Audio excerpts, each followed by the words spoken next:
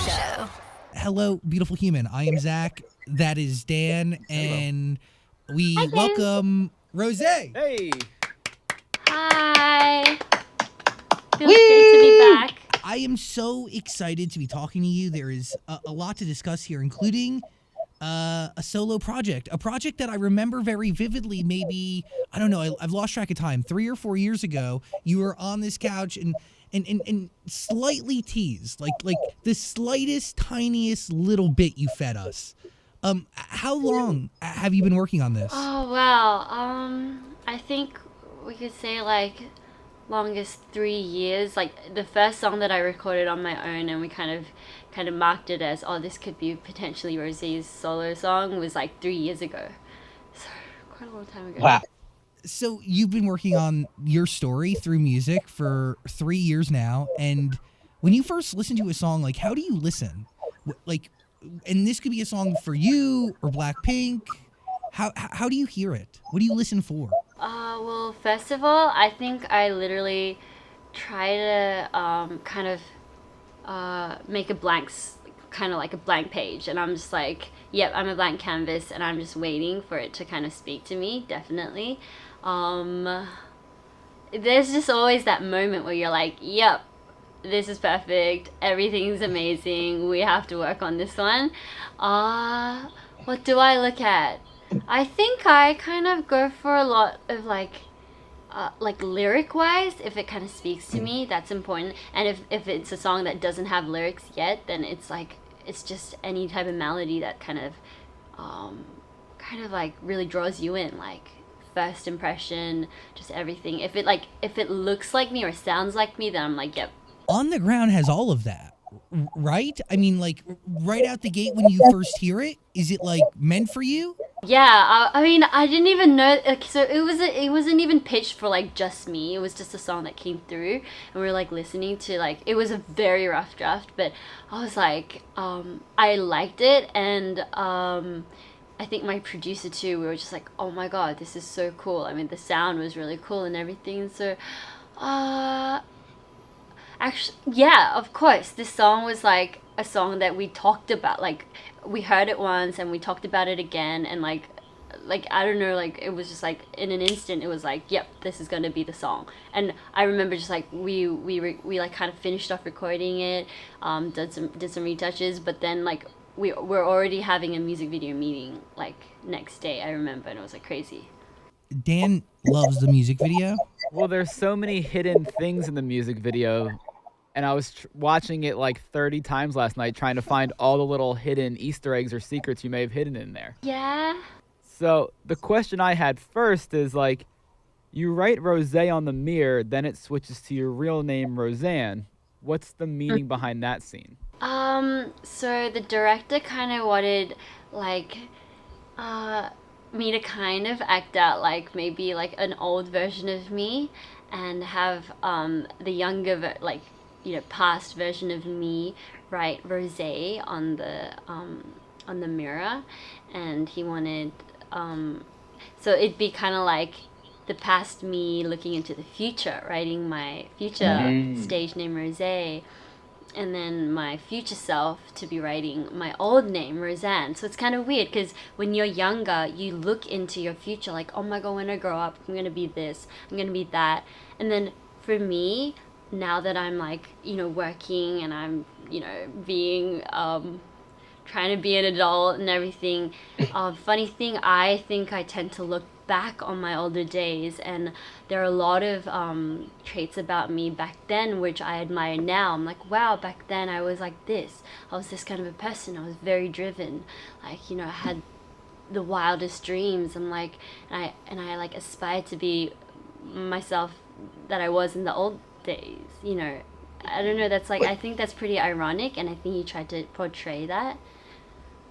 Which I like. But also really special, right? Like as you progress in life, you've realized the qualities from your past that you want to keep with you, that you want to maximize on and expand upon. But I'm sure at the same time, you've left things in the past too that maybe you didn't want to carry with you, right? Of course, definitely. You learn from your mistakes and then you grow up. But I don't know, for me, I don't know if it's the same with everyone. Of course, every day I'm like, oh my God, I learn from my mistakes and I am growing as a person, but there is a lot of me that was like, if somebody asked me to be a trainee again and do all that I did, you know, when I was in my like teenage years, like if they tell me to do that again, I'm like, I can't do it. I don't know how I did it. So it's like, yeah. You wouldn't do it again because you don't know how you were able to conquer it. But really, the truth is, you had something inside of you the whole time, right? This unwavering, this constant dedication and focus and desire. That's the thing, like that's like the whole point of the song, I think, is like, I think nowadays I'm like, oh my god, like I'm trying to look for like what is my main purpose in life, and what am I looking for, what am I doing all this for? Every day I wake up, like work from like, you know, morning to like, you know, sunrise to like sunset, and I'm like what am I doing it for? And then you think, like, it was all in me, like everything. I'm trying to look outwards, like what am I doing this for, like what am I trying to achieve? I'm trying to look outwards, but basically I have to look inwards, because that, like you said, that old version of me is already me.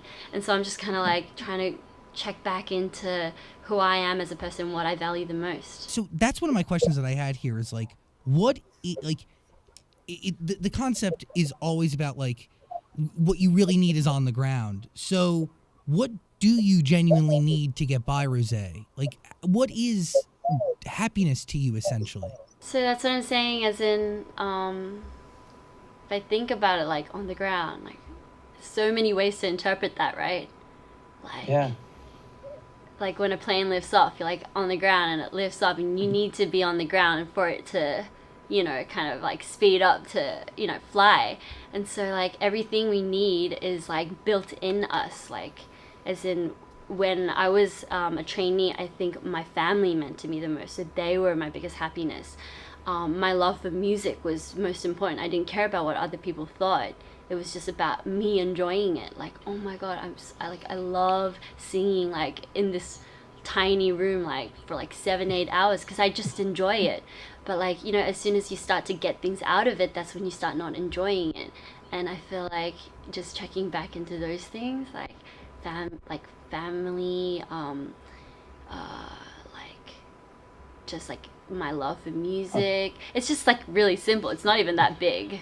No, but it's those simple things that result in the biggest impacts, right?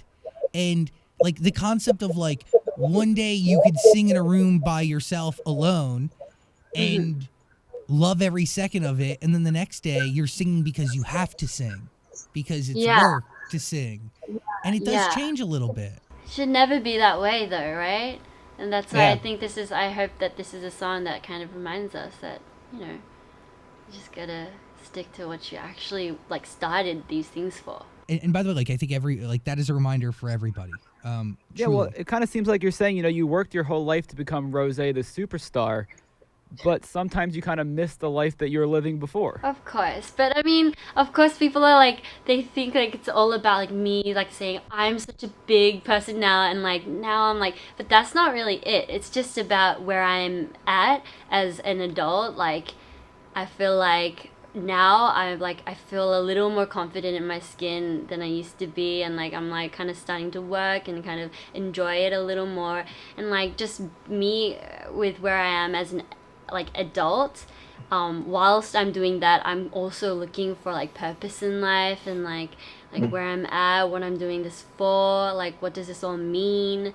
Just like I think everybody could relate to it. So I really hope that people don't take this in as like, oh, Rosie's singing about how amazing she is, like or like where she is and like how successful she is, but like that's not really it. It's just talking about my stage in life, how I have worked my whole life to get to my dreams.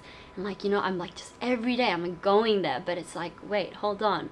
Let's not always look forward. Let's always also look back at who I am as a person, and kind of, you know, take care of the things that actually mean to me. What did you learn from your time with BP that set you up perfectly to release this solo project? That's a really good question, because I have been talking about how this whole solo project has kind of brought me to realize how much I actually have learned as BLACKPINK. I'm actually really, if I was to do this all by myself since day one, then I would not be able to do it. Like handling everything, just knowing how everything's working. But like, just like the whole, like, with Blackpink, we've worked so many hours like straight on. And so, like, just having that, like, kind of stamina to keep up with everything that's happening. Just like the whole process of releasing music, I've done that like so many times with my members, so that like I'm experienced. But back then I had my fellow like teammates to kind of rely on, and so I kind of, I learned through that process. So now that I'm by myself doing it, I'm much more comfortable and I know what's gonna come. So I feel like, yeah. It's special. It's special having, one, that experience, but two, they must mean something to you throughout this process, right? Whether it be security or just ears that are willing to listen. Yes, definitely. It's just like I definitely feel like it's like I'm not doing this alone. They're there when I need them, and that like I just like, yeah, it's like family. It's like you just know that your family's always gonna be there, no matter what. It's like exactly like that. What's been the biggest challenge so far that you found releasing a solo project and doing it by yourself? First of all, like the responsibility. Like back then, like not back then, like with my members, it would be all four of us. It's like a quarter of it. We get to share the responsibility. Like everything we do is, like I have a big audience. That is kind of tuning into every single thing that I do, and I do want to be a great role model for all my listeners out there. And so it's like the responsibility, I would say, it's all on me. So it's like makes everything a little more like I gotta be a bit more careful, and maybe just like the amount of work that is put in. Like I've learned to appreciate like how much my members, were very helpful in that way, because we would kind of like I would kind of take care of this, she would take care of that. When I'm like a little tired, like somebody else would be like kind of checking in on this and that. But now like it's all on me. Everybody's coming to me to check, Rosie, are we cool with this? And like I have to look at every single thing. So it's just like a bit more of work, but it's also very enjoyable.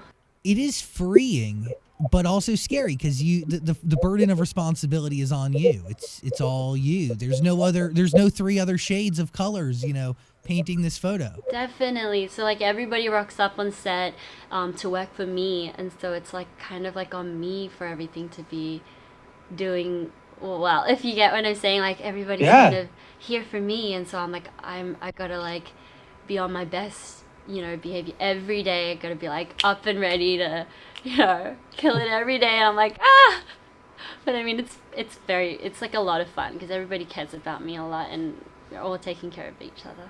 Gone is the other song on R, and it's very emotional, very powerful, and it's about loss. So when you first digest that song, is it hard to listen to, or what is it? Like, what goes through your head? Oh, it's like a very vulnerable moment, I would say.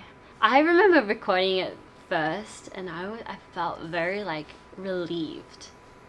It's like, I don't know, like I felt like I had finally spoken. Like, I don't know, it was like this song really spoke a lot of like just like things that happen in life, and you're like, oh my god, this song is just like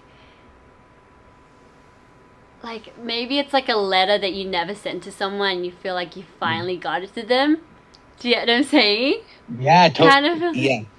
Yeah, and I feel like I wrote it in like sometimes when you're writing letters, you like write it and you're like, oh, that doesn't sound like anything that I wanted to like it to sound like. But let's say you finally get to your final draft of the letter, and it sounds like exactly like you want it to sound, and how they would want it, like how I would want that person to read it.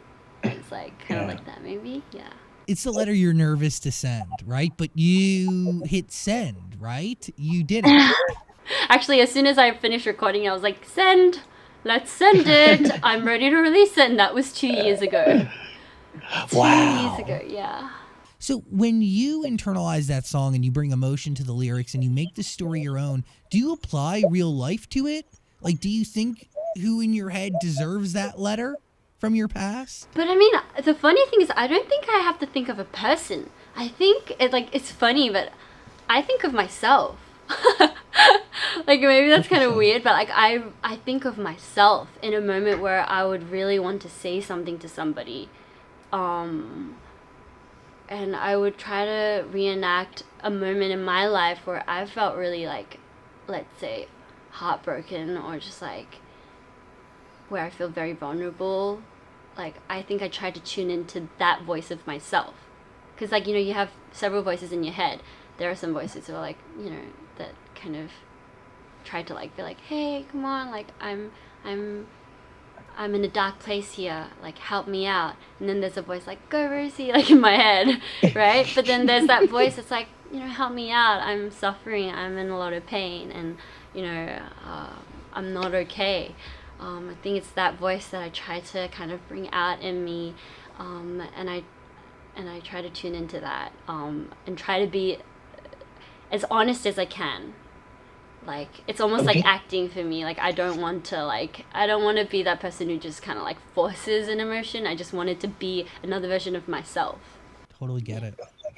Thank you for sharing that, because the truth is, like, it is a, you know, yeah, it's a very honest, very vulnerable song to share with the world. And yeah, I mean, dude, searching for something but can't feel nothing. It's a beautiful record. Thank you so much. That means When a you're lot. going through a lot, who do you reach out to talk to? Because, you know, everybody goes through things, but not many people can relate to being in one of like the biggest groups in the world, having a lot of eyes on them and having a lot of pressure in that way. Oh, who do I turn to? There are very few people that I turn to be honest. Like I can't say that I have like a lot of people. I think as I'm kind of like maturing, I'm starting to notice that it only comes down to a very few people. That includes my family, and just out of all honesty, like so like my producer Teddy, he kind of supports us in so many ways, and he's very like experienced in this industry and everything, so he's a very good support and help as a friend and as like kind of like a mentor, I would say.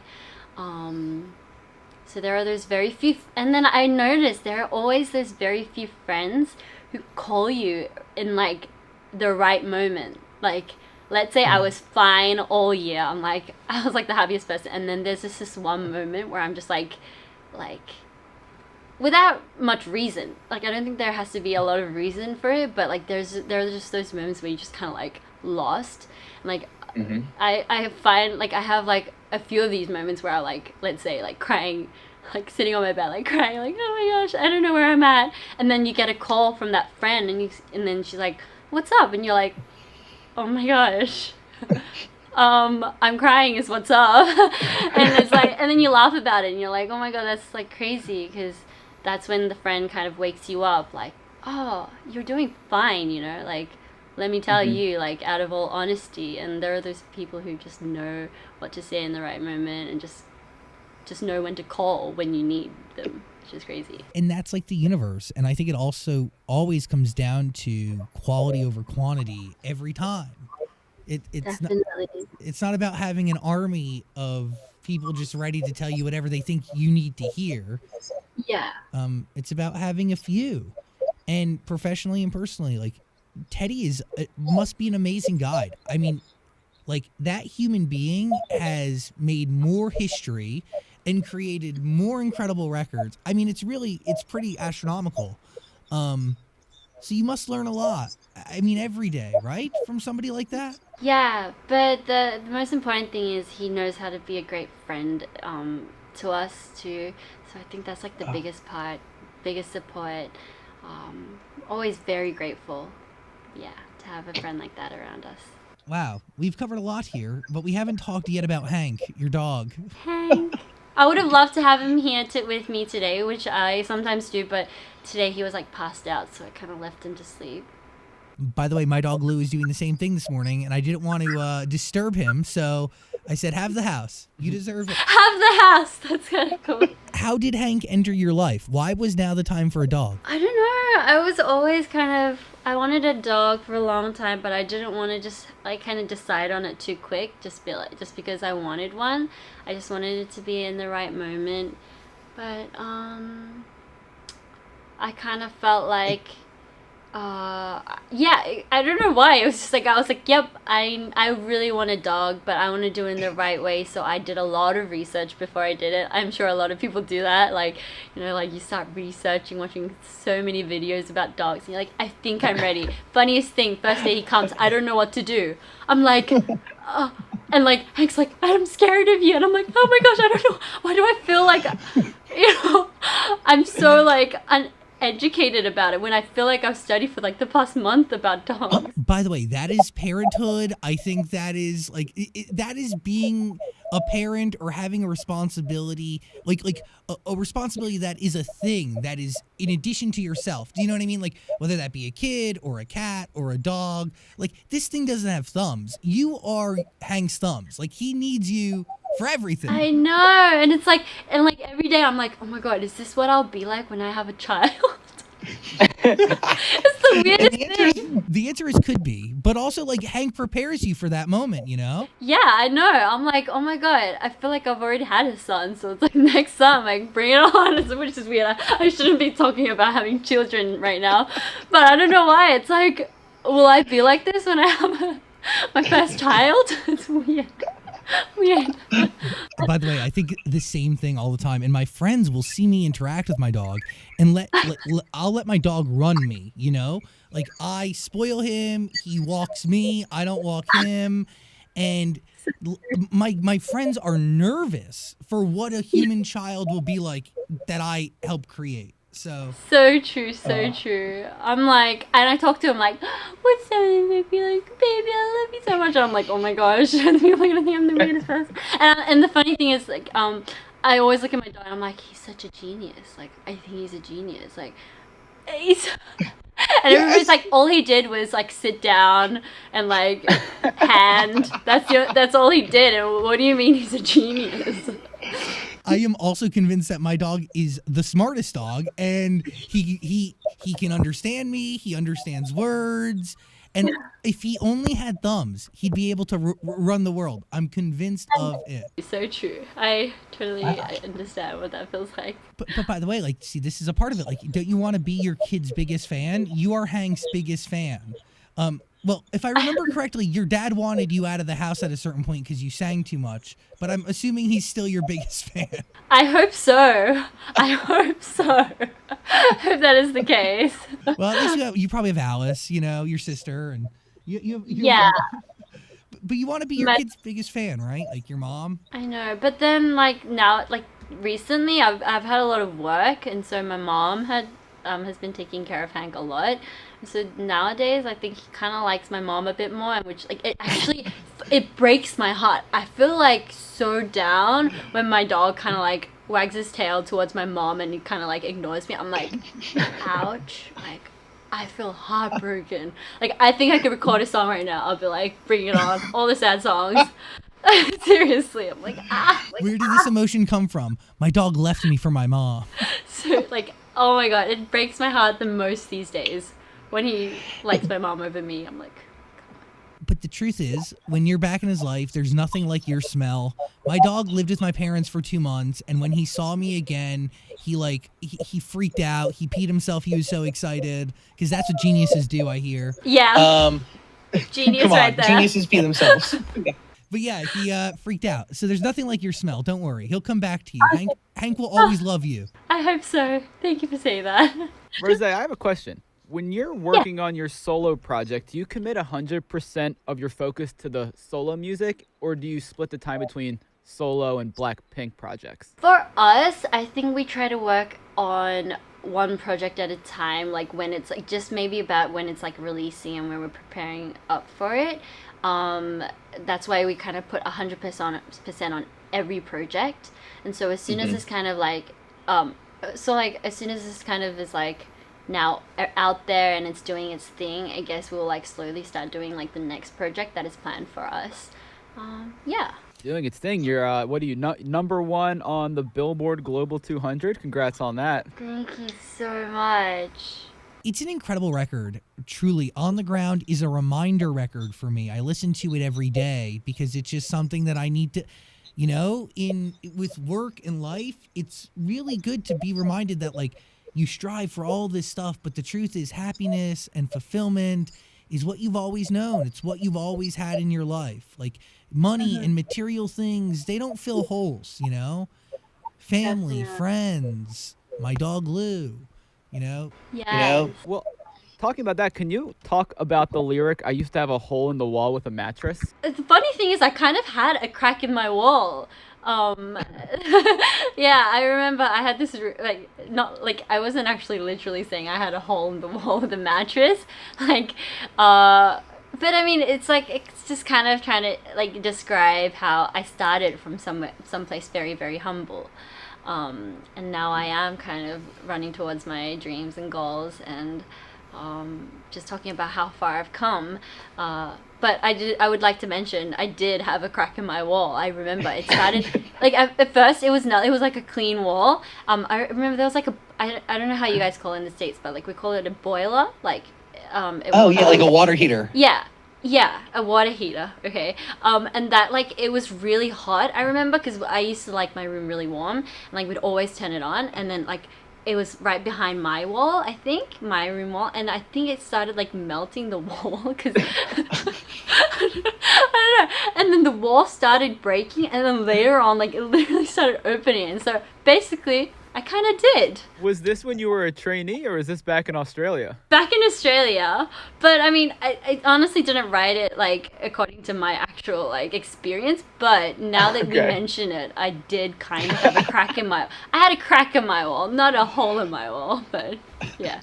How have you grown as a human and as an artist after releasing these 2 records that are a part of R? I mean, I'm still growing from it, I would say. Like you said, you listen to it every day. Me too. I listen to it every day because it's my job right now. But I find myself, like, let's say I feel like something hasn't, like, worked out, like, completely. Like, I would like it to, like, you know, turn out as, or something's not, like, looking the way I want it to be. And then I'd be pretty down, let's say. I'd be down. And then I'm like, come on. This is the song I have. I should be living by it. You know, I should be that role model living by my song. But you know, I'm having to check in with myself and be like, wake up, you know. I remember, like, my friend telling me, like, hey, listen to your song. Like, you know, cheer up, Rosie. And I'd be like, oh, yeah, you know. So I'm learning from it myself, too. Is R a continuing story? Like, will you add to this project as time goes on, or is R finished with these 2 songs? Oh, that's something I'm gonna have to see in the future, but I did start, I should try to start it on a note where R is kind of like a representation of like the first alphabet in the name that a lot of people call me by, which is Rosie, Roseanne, Rosé. And so it's supposed to be like the start of it, like the first alphabet. It doesn't necessarily mean I'm going to have an O-S-E apostrophe thing, but it does represent that. So, I mean, I'll have to see. That's kind of what the future holds. The different letters in your name. So, wow. Yeah. It's really creative. I like that a lot. Do you, most people call you Rosie? Because I did notice you keep calling yourself Rosie. Did I just say that? Okay, yeah. My friends and family call me Rosie. Okay, that makes sense. Sorry. I mean, I'm supposed to stick with the name Rosé, but it comes out. Well, no, I was watching other interviews before this to see like what else you've been talking about, and I noticed that you refer to yourself as Rosie, so I didn't know if you just felt more comfortable with that name, or if that's just the name you grew up with. Yeah, Rosie's more of like a casual name that my friends and family, like people who are personal to me, call me. So like sometimes maybe I do refer to myself, like I'll go Rosie, yeah, like it'd be like something like if my mom would call me like Rosie, like my friends would be like Rosie, members would be like Rosie. Hank would call you Rosie? Yeah, he'd be like Rosie. Or mom. Give me some snacks, Rosie. Yeah. R is the 2-song project right now. It on the ground. John Bellion is a writer on this record. He is one of the he as an artist has changed my life in such profound ways. The partnership there on that song is really extraordinary, and it makes me very happy. If you haven't heard it, which I'm sure you have, but please listen to it. We're going to get a link in the description below. Gone is the 2nd song, and I hope there's more of your story, Rosé, that comes out, and you share more records that make up, your in the future. Yeah, in the future. Yeah. Yay, thank you. I mean, I hope everybody looks forward to it now that the first version of my, like, debut is out. But yeah, I hope so too. I'm excited. I'm definitely excited to see how this goes from here. On the ground and gone. So good. So good. Yeah. Thanks for hanging out and thanks for talking to us about all of it. I really, really appreciate your time and energy today. Thank you. This was a very nice chat for me today. You're amazing. Thank you so much. Thank you. I appreciate you, Rosé. See ya. Bye. Say hi to Hank for us, please. I definitely will. And I can't wait to be back on your show with whatever we're coming out with next. Please, anytime. You have an open door policy here. And yeah, I'm really excited to support On the Ground. And yeah, thank you for giving us energy. I forever appreciate you very much. No, thank you very much. Oh, peace and love. Thank you so much. Bye. Bye.